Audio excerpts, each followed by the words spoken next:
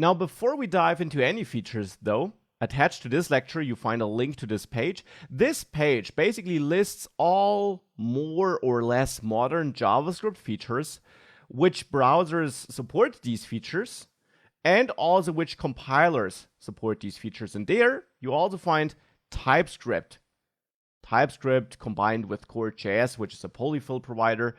But generally, this describes what TypeScript is able to compile.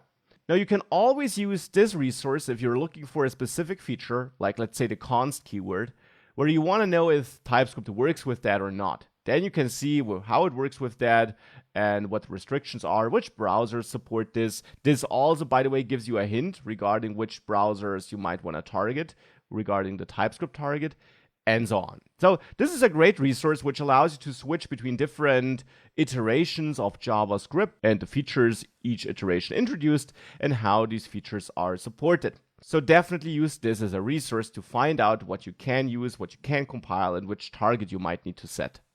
And with that, let's start with one of the most important and obvious and often used introductions, next-gen JavaScript added. By the way, with next-gen JavaScript, I mean ES6 or more recent.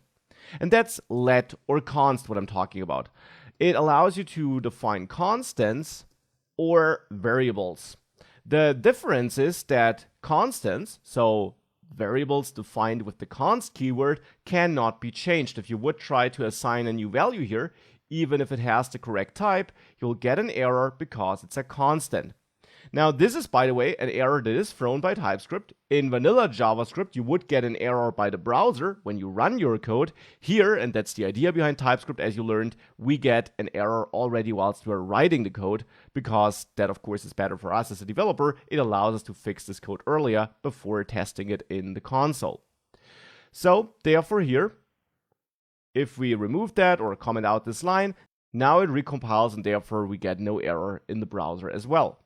So that's const. Let is a variable which can be changed, and therefore, of course, it's similar to var. Var also still exists because JavaScript works such that features aren't suddenly taken away, because then older browsers and their scripts might break.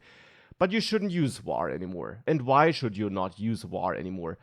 I mean, it makes sense that we have const, because that really adds a new feature, constants. But why let? Why did they introduce a new keyword here? Why didn't they stick to var? Let and const have one important difference to var. Well, the obvious difference for const is that the value can't be changed, but for let we also get a difference. And that's the scope in which this variable is available. Now, you should know this concept of scopes in JavaScript, and with var, you have a global and a function scope. That means that variables that you define outside of functions are available everywhere in your scripts. Variables defined inside functions are only available in that function. For example, here, if I had a function add, and there I might get two numbers, a and b, then we can add a variable in there with var, result, let's say, and we set result equal to a plus b then, and then we return result. And of course, we could have written this in a shorter way, but I want to show what var does. And this would be fine, and the result would only be available inside of this function. So if I try to console log result here, that would fail because it's only available in the scope of this function. If I define it outside of there, however, everything works because now it's available globally. Therefore, here I can access it. And also the way JavaScript works, you can access variables on a higher level. So inside of a function, you can work with variables scoped to this function, but also variables having a higher scope, like the global scope here. So that's var. Now, for let, the behavior is generally the same. This works, and this works. So it's generally the same for let, but an important difference is that for var, you really only have global and function scope. What about if statements?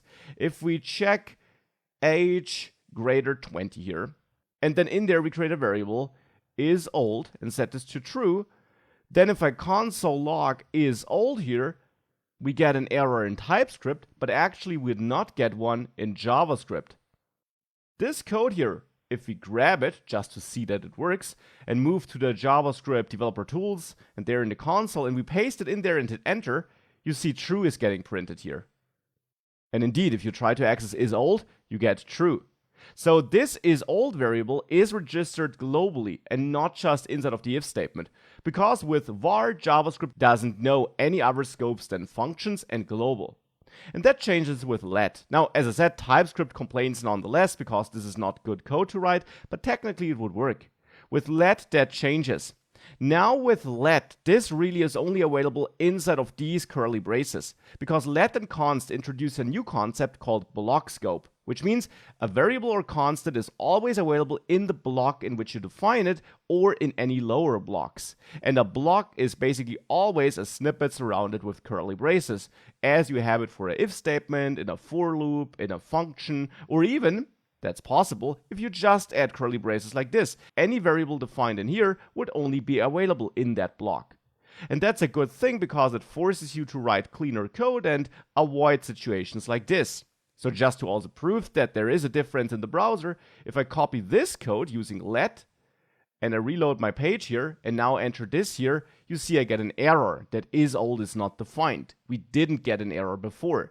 Indeed, if I try to output isOld, I get that error again.